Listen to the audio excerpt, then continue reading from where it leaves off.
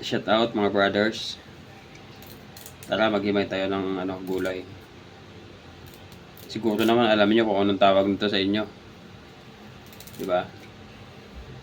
Sabihin ko na lang kung ano to. Ito ay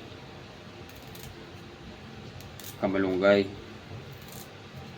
Sarap to mga brothers. Lagyan mo ng isda. Let's go. Luto tayo ng kamalunggay. Fresh daw, farm the farm. Sabi nagtitinda sa palengke. Fresh nga naman ba, di ba?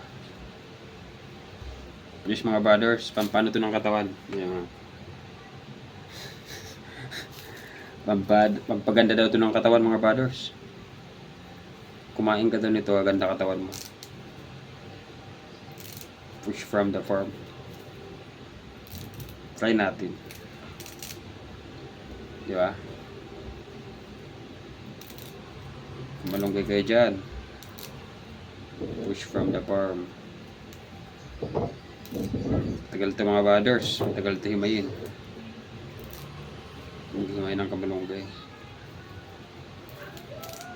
Diet mo tayo.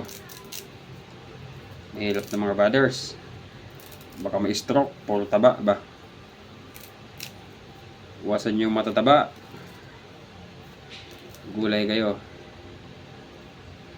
Ito yung sinasabi ni Doc Willie Ong. Ang healthy diet. Healthy food.